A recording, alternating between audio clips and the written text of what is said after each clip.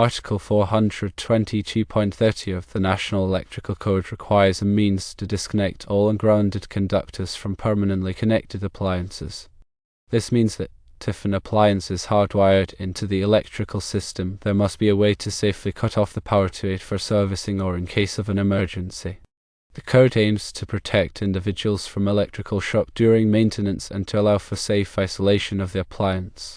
Consider a dishwasher that draws 11.5 amps and lacks a dedicated stop button. It only features the start button.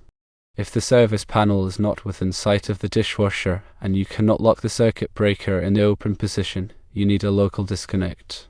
The dishwasher's control switch won't satisfy the requirement to disconnect the ungrounded conductors from the dishwasher circuit. The control switches on the range only disconnect the conductors within the range itself, not those connected to the dishwasher. One option is to install a dedicated disconnecting switch for the dishwasher in a readily accessible location near the appliance. This switch should be rated for at least 11.5 amps, the full load of the dishwasher. This switch allows for safe disconnection of all ungrounded conductors supplying the dishwasher. Another solution is to use a cord and plug connection for the dishwasher along with a plug-in disconnect device. This could be a locking outlet box. Firstly, determine the voltage of the circuit that will feed the dishwasher. This is typically 120 volts in residential applications. Secondly, calculate the minimum ampacity of the circuit conductors. Article 210.19.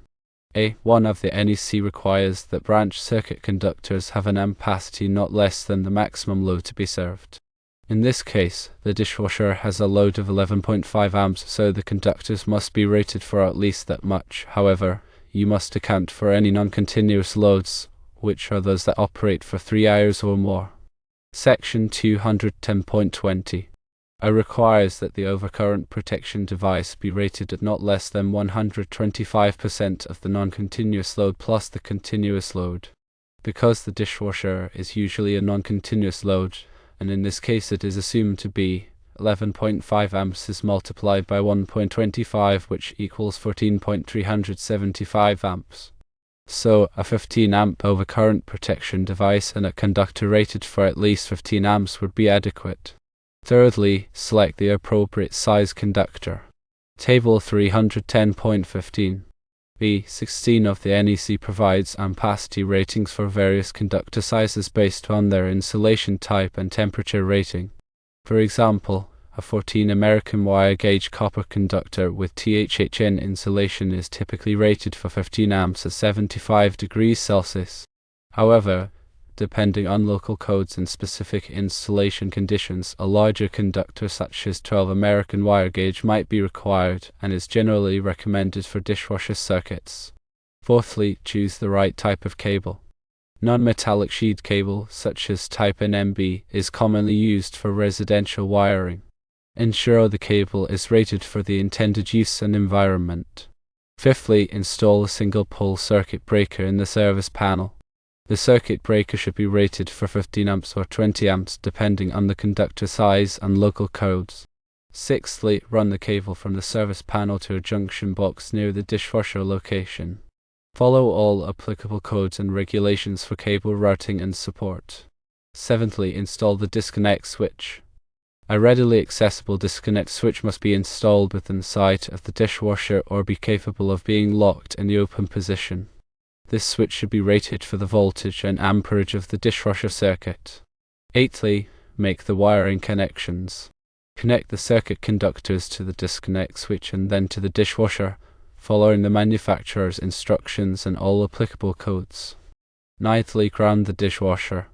Ensure the dishwasher is properly grounded in accordance with NEC Article 250. This typically involves connecting a grounding conductor from the dishwasher to the grounding system in the electrical panel. Tenthly, test the installation. After completing the wiring, test the installation to ensure it is working properly and safely. Use a multimeter to check for proper voltage and continuity. To select the correct disconnecting switch, firstly verify the voltage rating. Ensure the disconnecting switch is rated for the voltage of the dishwasher circuit, typically 120 volts. Secondly, check the amperage rating. The switch must be rated for at least 11.5 amps, the full load of the dishwasher. A higher rating is acceptable and can provide a safety margin. Thirdly, consider the horsepower rating. While not always necessary for a simple appliance disconnect, a switch with a horsepower rating suitable for the dishwasher's motor can provide additional protection. Fourthly, evaluate the switch type. A single pole, single throw toggle switch is commonly used for this application. Ensure the switch is UL listed or has another recognized certification. Fifthly, verify the enclosure type. The switch should be installed in a suitable enclosure to protect it from physical damage and environmental factors. An M1 enclosure is typically sufficient for indoor locations. Sixthly, check for ease of installation. Select a switch that is easy to install and wire. Consider features such as clearly marked terminals and ample wiring space. Seventhly, comply with NEC requirements. Ensure the switch complies with all applicable requirements of the National Electrical Code, including those related to disconnecting means and grounding. Consider using a plug-in disconnect device. Firstly, assess the dishwasher cord. If the dishwasher has a flexible cord and plug connection, a plug-in disconnect device can be a convenient alternative to a dedicated switch. Secondly, choose the right type of plug-in disconnect. Locking outlet boxes or similar devices provide a secure and reliable means of disconnecting power to the appliance. Thirdly, check the voltage and amperage ratings. The plug-in disconnect device must be rated for the voltage and amperage of the dishwasher circuit. Fourthly, install the device properly. Follow the manufacturer's instructions and all applicable codes for installing the plug-in disconnect device. Fifthly, ensure accessibility. The plug-in disconnect device must be readily accessible for servicing and maintenance. Sixthly, comply with NEC requirements. Ensure the use of a plug-in disconnect device complies with all applicable requirements of the National Electrical Code. Grounding requirements according to NEC Article 250. Firstly, identify the grounding conductor. The grounding conductor is typically a bare or green insulated wire. It provides a low impedance path for fault current to return to the source. Secondly, connect the grounding conductor. Connect the grounding conductor from the dishwasher to the grounding system in the electrical panel. This typically involves connecting it to the grounding busbar in the panel. Thirdly, use approved grounding methods. Follow approved grounding methods and practices such as using listed connectors and ensuring proper bonding of all metal parts. Fourthly, avoid improper grounding. Do not ground the dishwasher to a gas pipe or other non-approved grounding electrode. Fifthly, test the grounding connection. Use a multimeter to test the grounding connection and ensure it has a low impedance to ground. Sixthly, comply with NEC requirements. Ensure all grounding practices comply with the requirements of NEC Article 250. Bonding metal parts is important. Firstly, identify metal parts. Identify all metal parts of the dishwasher and associated electrical equipment that are likely to become energized. Secondly, bond metal parts together.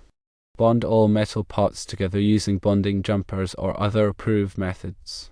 This ensures that they are at the same electrical potential. Thirdly, use approved bonding methods.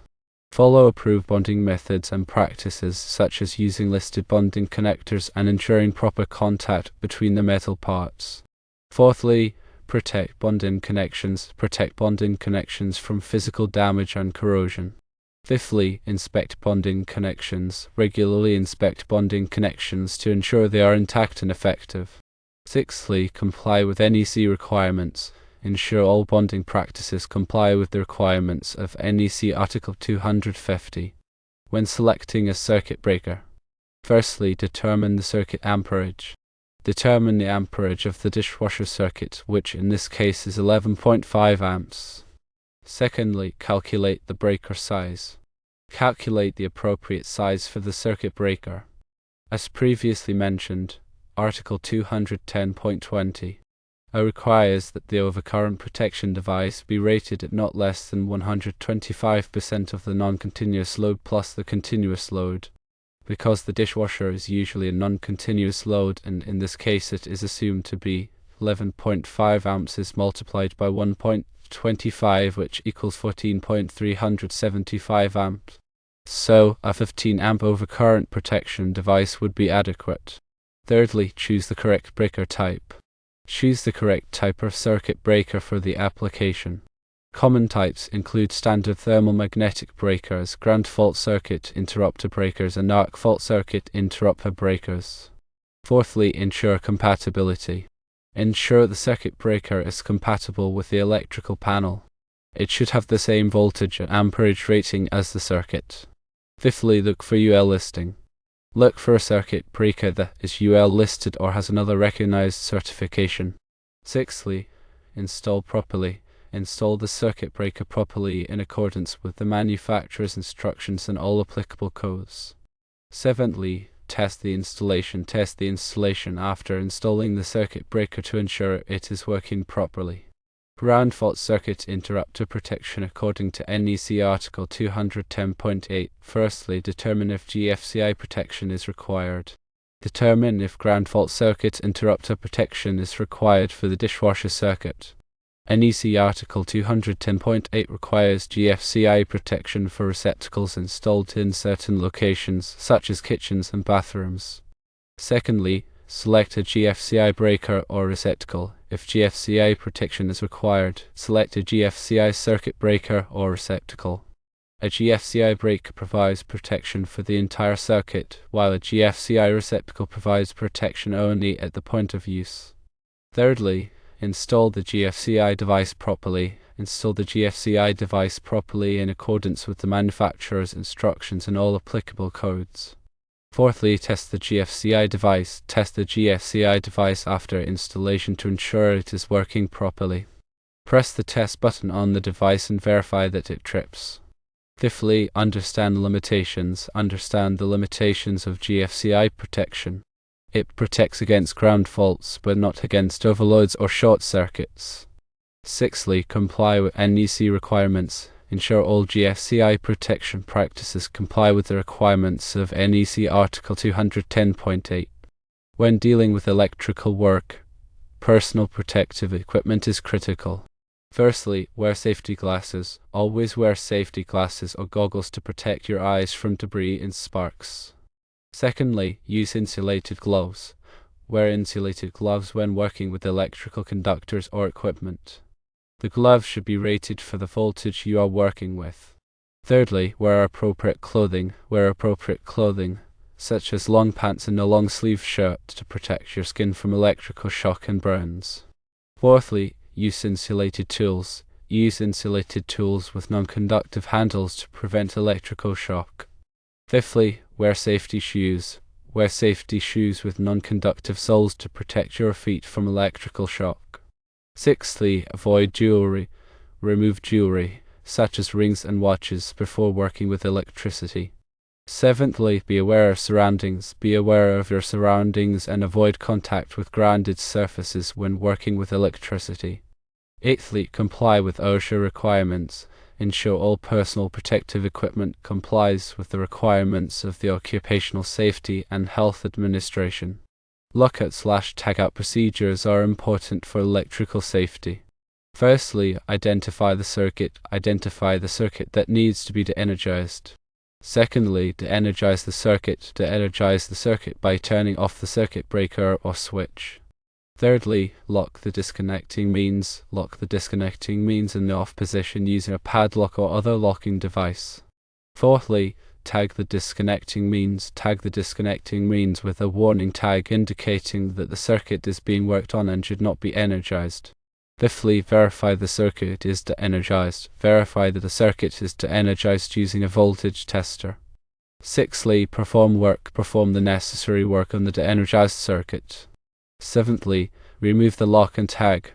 Remove the lock and tag after the work is completed and the circuit is safe to be energized. Eighthly, notify others. Notify others that the circuit is about to be re-energized. Ninthly, re-energize the circuit. Re-energize the circuit by turning on the circuit breaker or switch. Tenthly, comply with OSHA requirements. Ensure all lockout/tagout procedures comply with the requirements of the Occupational Safety and Health Administration. Following manufacturer's instructions is important. Firstly, read the instructions. Carefully read the manufacturer's instructions before installing or working on any electrical equipment. Secondly, follow the instructions. Follow the manufacturer's instructions exactly. Do not deviate from them unless you have a thorough understanding of the equipment and the applicable codes. Thirdly, use the correct parts. Use only the correct parts and accessories specified by the manufacturer. Fourthly, install properly. Install the equipment properly in accordance with the manufacturer's instructions and all applicable codes. Fifthly, test the installation. Test the installation after completing it to ensure it is working properly. Sixthly, keep the instructions. Keep the manufacturer's instructions in a safe place for future reference. Seventhly, comply with warranty requirements. Comply with the manufacturer's warranty requirements to avoid voiding the warranty. Consulting with a qualified electrician. Firstly, assess your skills. Honestly assess your electrical skills and knowledge. If you are not comfortable working with electricity, consult with a qualified electrician. Secondly, hire a licensed electrician. Hire a licensed electrician who is experienced in residential wiring. Thirdly, discuss the project. Discuss the project with the electrician and provide them with all the necessary information. Fourthly, obtain permits. Obtain any necessary permits before starting the work. Fifthly, follow the electrician's advice. Follow the electrician's advice and recommendations. Sixthly, inspect the work. Inspect the work after it is completed to ensure it meets your expectations and complies with all applicable codes. Seventhly, keep records. Keep records of all electrical work performed on your property. Always remember to prioritize safety when working with electricity.